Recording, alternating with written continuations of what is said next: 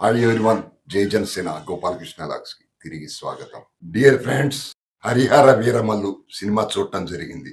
Cinema చూసిన తర్వాత ఏదైతే పవన్ కళ్యాణ్ గారు మొన్న ప్రీ రిలీజ్ ఈవెంట్ రోజు ఏమైతే చెప్పారో అవే అంశాలు సినిమాలో నాకు కనిపించాయి. చూడండి ఫ్రెండ్స్, ఏమీ తేడా లేదు. అక్కడ ఒకటి చెప్పి ఇక్కడ సినిమాకి వచ్చిన తర్వాత వేరేది చూపించి అలా అనుకోవాల్సిన అవసరమే లేదు. ఒకసారి మన పెద్దవాళ్ళు రాసిన చరిత్ర పుస్తకాలని చూస్తే ఔరంగజేబు, షాజహాను, అక్బర్ ఈ ముగ్గురు మొఘల్ చక్రవర్తుల్ని చాలా గొప్పవారుగా చిత్రీకరించారు. మన మీద రుద్దారు అనే కంటే మనల్ని బ్రెయిన్ వాష్ చేశారు అనొచ్చు. వాటినే మనకు పాఠ్యాంశాల్లో చేర్చి చదివించారు మన చేత. ఈ విషయం మీకు కూడా తెలుసు. నిన్న మొన్నటి వరకు వచ్చిన సినిమాల్లో కూడా అంతే. ఏదో అక్బర్ చాలా గొప్పవాడు అన్నట్టుగా. ఇక షాజహాన్ గురించి అయితే గనక చెప్పనవసరం లేదు. ఆయన చేసిన దుర్మార్గాలు అవన్నీ కనుమరుగైపోయినాయి. షాజహాన్ తన ప్రేయసి కోసం కట్టించిన తాజ్మహల్ గురించే మనం చదువుకుంటాం. మనకి తెలుసు, కథలు కథలుగా చెప్పుకుంటాం. ఏ సినిమా చూసినా కూడా అంతే. మిమ్మల్ని ఒక ప్రశ్న వేస్తున్నాను ఫ్రెండ్స్. మీకు షాజహాన్ అనగానే తాజ్మహల్ తెలుసా, లేక అతను చేసిన అకృత్యాల గురించి ఎక్కువ తెలుసా? చెప్పండి. నా వరకైతే నాకు చిన్నప్పుడు నేను చదివిన పుస్తకాల్లో షాజహాన్ తాజ్మహల్ కట్టాడని మాత్రమే తెలుసు. మీరు కూడా ఒకసారి మిమ్మల్ని మీరు ప్రశ్నించుకోండి. మీకు ఏది ఎక్కువగా తెలిసింది మన చరిత్ర పుస్తకాల్లో? అంటే దీని అర్థం గత పాలకులు మనల్ని మోసం చేశారు, ద్రోహం చేశారు. చరిత్ర వక్రీకరించి మనకి పాఠ్యాంశాల్లో మనకి నేర్పించారు అని స్పష్టంగా అర్థమవుతోంది. షాజహాన్ చేసిన అకృత్యాలను కప్పిపుచ్చడం కోసమే అందమైన ప్రేమ కథ అల్లారో మరి, లేదా వాస్తవంగా జరిగిన దానికి ఇంకాస్త కల్పించి మరి నిజంగానే జరిగిందో ప్రపంచంలోనే గుర్తింపు తీసుకొచ్చి మరి మన చరిత్ర పుస్తకాల్లో రాశారు, మన చేత చదివించారు. మన గత పాలకులు ప్రపంచ వింత అని చేసి చివరికి షాజహాన్ అనగానే తాజ్మహల్ గుర్తొచ్చేలా మన బ్రెయిన్లు వాష్ చేశారు. మొఘల్ చక్రవర్తులు చేసిన అకృత్యాలను మర్చిపోయేలా చేశారు. అవునా కాదా? మీరే చెప్పండి. గత పాలకులు. ఇక ఔరంగజేబు ఈ రోజు ఉన్న పరిస్థితుల్లో చెప్పాలంటే అతను ఒక ఉగ్రవాది, ఒక కరుడు కట్టిన ఉగ్రవాది. పరిపాలన ఎలా ఉంటుందో అలా ఉంటుంది ఔరంగజేబు పరిపాలన. ఇలా మొఘలు రాజులు చేసిన దుర్మార్గాలు ఇలా ఉంటే మరి మనకి మొఘలు రాజులు చేసిన దుర్మార్గాలను కళ్ళకు కట్టినట్టుగా ఏ సినిమాలోనూ ఈ విధంగా ఇంతవరకు చూపించలేదు, సాహసం చేయలేదు అని చెప్పొచ్చు. ఫ్రెండ్స్, మీలో ఎవరైనా వాళ్ళ దుర్మార్గాలను చూపిస్తున్న సినిమా వచ్చింది అంటే, చూసి ఉంటే కామెంట్ చేయండి. ఈ కాంటెస్ట్ లో మనం చూసినట్లయితే సనాతన ధర్మాన్ని సమర్థిస్తూ సనాతన ధర్మం మీద నమ్మకాన్ని, విశ్వాసాన్ని కలిగించేలా తీసిన ఇలాంటి సినిమాలను మనం సమర్థించాలి, ప్రోత్సహించాలి. మన దేశ చరిత్రలో విదేశీ ఆక్రమణదారులు చేసిన అకృత్యాలను కళ్లకు కట్టినట్లు చూపించే సినిమానే హరిహర వీరమల్లు. చూడండి ఫ్రెండ్స్, ఈ వీడియో ఈ సినిమాపై రివ్యూ కాదు. వేరే వాళ్ళు రివ్యూ చేస్తూ ఉంటారు. నేను మాట్లాడుతున్నది సినిమా రివ్యూ కాదు. సినిమా రివ్యూల గురించి కాదు మాట్లాడుకోవాల్సింది. మనం మాట్లాడుకోవాల్సింది ఈ సినిమాని తీసిన దర్శకుడు గాని, అలాగే ఈ సినిమా ముఖ్య కథానాయకుడైన పవన్ కళ్యాణ్ గారు గాని ఈ సినిమాని తీసి వాళ్ళు ప్రేక్షకులకు, ప్రజలకు ఏం చెప్పదలుచుకున్నారు, ఏం సందేశం ఇవ్వదలుచుకున్నారు అని ఆలోచిస్తే నాకు కలిగిన ఫీలింగ్ ఆ సినిమా చూసిన తర్వాత చెప్పమంటారా? పవన్ కళ్యాణ్ గారి సంకల్పం, పవన్ కళ్యాణ్ గారి సందేశం చాలా గొప్పగా ఉంది. అదైతే స్పష్టంగా చెప్పగలను. No doubt. ఔరంగజేబు చేసిన అకృత్యాలను చూపిద్దామనుకున్నారు, చూపించారు. అది నాకు అర్థమైంది. ఔరంగజేబు ఏ విధంగా అకృత్యాలకు పాల్పడ్డాడు, ఔరంగజేబు పాలనా కాలంలో హిందువులు ఏ విధంగా బాధలు పడ్డారు మీరు చూశారు అనుకోండి. సినిమా మొత్తం ఇదే లైన్లో నడుస్తుంది. చాలా అద్భుతంగా చూపించారు. గట్స్ ఉండాలి ఇలాంటివి తీయాలంటే, ఇలా చూపించాలంటే. తీయాలన్నా దర్శకుడికి ధైర్యం ఉండాలి, చేయాలన్నా హీరోకి ధైర్యం ఉండాలి. మీకో విషయం చెప్పమంటారా? సత్యరాజ్ ఒక తమిళ నటుడు ఉన్నాడు కదా! మీ అందరికీ తెలిసే ఉంటుంది. Great actor. ఈ మధ్య కాలంలో పవన్ కళ్యాణ్ గారు మదురై వెళ్లి సుబ్రహ్మణ్య స్వామికి సంబంధించి 5,00,000 మందితో ఒక సభ నిర్వహించారు. ఆ సభలో పవన్ కళ్యాణ్ గారు సనాతన ధర్మం గురించి అద్భుతంగా మాట్లాడారు. వెంటనే అక్కడ స్థానికంగా డీఎంకే పార్టీకి చెందిన సత్యరాజ్ ఇష్టం వచ్చినట్టుగా పవన్ కళ్యాణ్ గారిని ఇక్కడ ఇట్లా మాట్లాడకండి అంటూ తిడుతూ చాలా మాట్లాడాడు. కట్ చేసే 20 ఇయర్స్ బ్యాక్ ఇదే సత్యరాజ్ పెరియార్ రామస్వామి అంటూ ఆ పాత్రని హీరోగా నటించాడు ఈ సత్యరాజ్. పెరియార్ అంటే ఇంకా తెలియందేముంది, నాస్తికులకు దేవుడు. మీరు తమిళనాడు వెళ్ళారనుకోండి, ఎక్కడ చూసినా ప్రతి ఆలయం ముందు పెరియార్ రామస్వామి విగ్రహాలు ఉంటాయి. ఆ పెరియార్ రామస్వామి జీవిత చరిత్రను 20 ఇయర్స్ బ్యాక్ తీసిన సినిమాలో హీరో పాత్ర పోషించాడు ఈ సత్యరాజ్. అప్పటి నుంచి ఈయనకి ద్రావిడవాదం అన్నా నాస్తికవాదం అన్నా నరనరాన జీర్ణించుకుపోయి ఈయన బ్లడ్ లో. మరి అదే సత్యరాజు ఈ హరిహర వీరమల్లు సినిమాలో ఒక ఉద్దండుడైన వేద పండితుడు, మహర్షితో సమానమైన పాత్రను పోషించాడు ఈ సత్యరాజు గారు. చూసారా మీరు ఎలాంటి వాడితో ఎలాంటి పాత్ర వేయించారో ఈ దర్శకుడు గాని హీరో పవన్ కళ్యాణ్ గారు గాని ఈ సినిమాలో. అంటే వీళ్లకు సనాతన ధర్మం మీద ఎంత ప్రేమ ఉందో మనం అర్థం చేసుకోవచ్చు.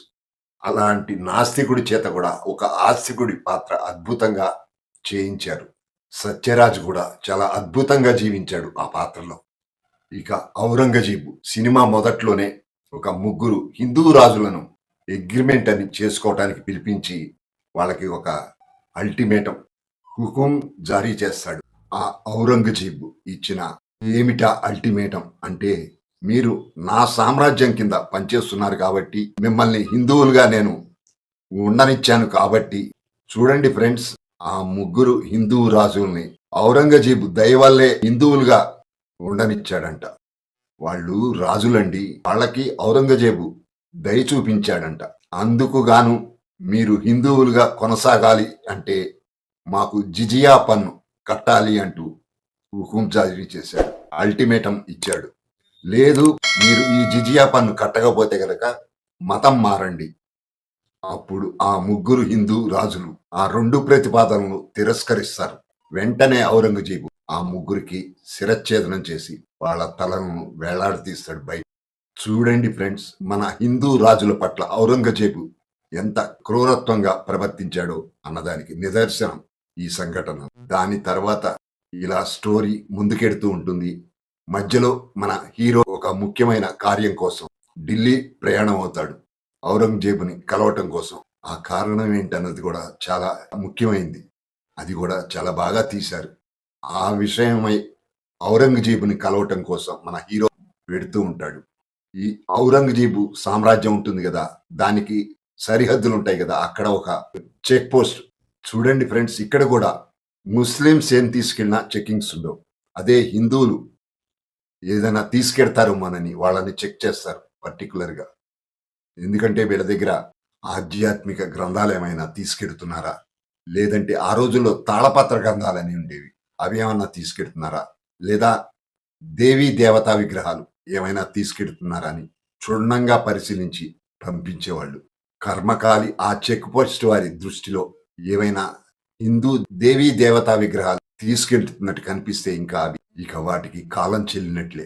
అదే ఏదైనా గ్రంథాలు కనపడితే కాలిపోతాయి, కాల్చేస్తారు. అంతే ఇక. అంత దారుణంగా ఉండేది ఆ రోజుల్లో. ఇక్కడ వచ్చే ఈ సీన్ చాలా బాగా వచ్చింది.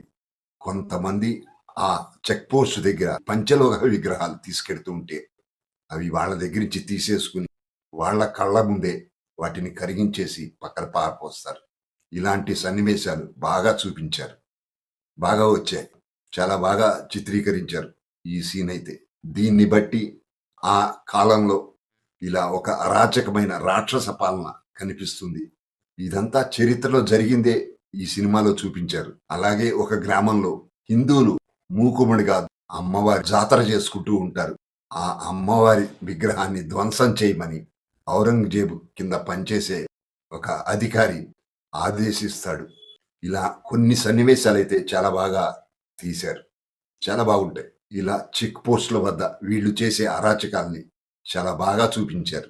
ఈ చెక్ పోస్ట్ సన్నివేశాల్లోనే కొంతమంది హిందువులు ఒక బృందంగా ఏర్పడి భజనలు చేసుకుంటూ పాదయాత్రతో వస్తూ ఉంటారు ఆ చెక్ పోస్ట్ దగ్గరికి.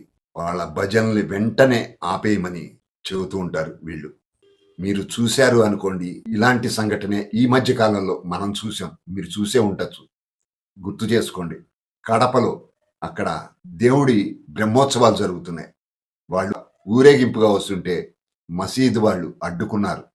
ఈ మసీదు దగ్గరలో మీరు ఎలాంటి మంగళ వాయిద్యాలు వాయించకూడదని, భజనలు చేయకూడదని. అక్కడ జరిగిన ఈ సన్నివేశమే సినిమాలో పెట్టి ఉంటారు అని నేను అనుకుంటున్నాను. ఒకటైతే కన్ఫామ్ అండి, ఔరంగజేబు అరాచకాలని చాలా బాగా చూపించారు. తెలియని వాళ్ళందరికీ ఇప్పుడు తెలుసుకుంటారు, జ్ఞానోదయం అవుతుంది. ఈ తరం పిల్లలు ఖచ్చితంగా తెలుసుకోవాల్సిన విషయాలు ఇవి. నా దృష్టిలో ఔరంగజేబు పాలన, మొఘలుల పాలన ఎంత దారుణంగా ఉండేదో ఇదంతా తెలియాలి అంటే ఈ తరం వారికి ఈ సినిమా ఖచ్చితంగా చూడాలి. ఇలా మన హీరో ఈ ఢిల్లీ వెళ్ళే క్రమంలో హైదరాబాద్ వస్తారు. హైదరాబాద్లో తానీషాన్ కలిసి, మీరంటే నాకు చాలా గౌరవం, ఎందుకంటే మీరు భద్రాద్రి రామయ్యకు తలంబ్రాలు పంపిస్తారు అని చెబుతాడు. వీటన్నిటినీ చూస్తే మనకు ఈ సినిమా అనేది హిందూ ధర్మం చుట్టూ నడిచే విధంగా ఈ సినిమా కథ ఉంటుంది అని అర్థమవుతుంది. నాకైతే ఈ సినిమా చాలా బాగా నచ్చింది. చరిత్రలో జరిగిన దాన్ని మనందరికీ చాలా చక్కగా చూపించారు. ఇలాంటి సినిమాలను మనం ప్రోత్సహించాలి. అలా అని చెప్పి మనం ఔరంగజేబునో షాజహాన్నో తీరుతుంటే, లేదు ఇలాంటి సినిమాలను మనం ప్రోత్సహిస్తూ ఉంటే ముస్లింలను వ్యతిరేకించినట్టు కాదండి. అలా ఎవరు అర్థం చేసుకోవద్దు. సినిమాలో కూడా ఎక్కడా అలా చూపించలేదు. ఔరంగజేబు అంటే ఔరంగజేబు క్రూరత్వాన్నే చూపించారు. అలాగే షాజహాన్ అతను చేసిన తప్పుల్ని చూపించారు. చూడండి ఫ్రెండ్స్, ఔరంగజేబు చేసిన అకృత్యాలను మనం తెలుసుకోవాలి, మన తర్వాతి తరాలకు తెలియజేయాలి. చివరిగా నేను చెప్పొచ్చేది ఏంటంటే, ఇది హిందువులంతా అభినందించాల్సిన సమయం. మీలో ఇంకా ఎవరైనా ఈ సినిమా చూడని వాళ్ళు ఉంటే చూడండి, మీ పిల్లలకు చూపించండి. ఫ్రెండ్స్, పవన్ కళ్యాణ్ గారు ఈ సినిమా ద్వారా తనని తాను సనాతన ధర్మ పరిరక్షకుడిగాను, సనాతన ధర్మాన్ని ఆచరించే వ్యక్తిగా చూపించుకునే ప్రయత్నం చేశారని నేను భావిస్తున్నాను. అసలు మీరేమనుకుంటున్నారు? మీ అభిప్రాయాన్ని కామెంట్గా రాయండి. మళ్ళీ వచ్చే వీడియోలో కలుద్దాం. చూశారు కదా ఫ్రెండ్స్, మీకు గనక ఈ వీడియో నచ్చినట్లయితే ఒక లైక్ చేయండి. అలాగే మీ అభిప్రాయాన్ని కూడా కామెంట్ చేయండి. సబ్స్క్రైబ్ చేసుకునేవారు, కొత్తగా చూస్తున్నవారు సబ్స్క్రైబ్ చేసుకోగలరు. Thank you subscribers.